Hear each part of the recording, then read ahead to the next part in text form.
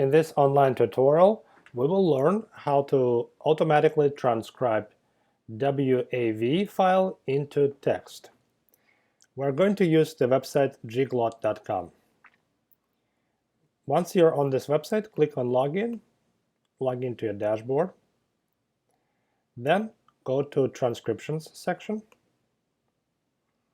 and select your audio file.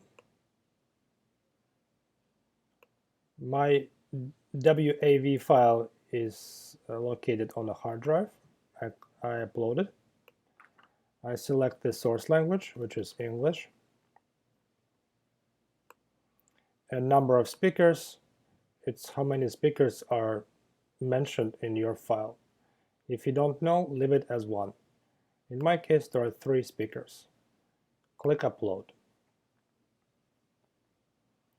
The web file is uploaded. It's 1 minute in length.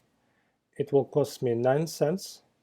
And once I click on Get Transcription, and if I still have the balance on my account, I will get the transcription in less than 1 minute.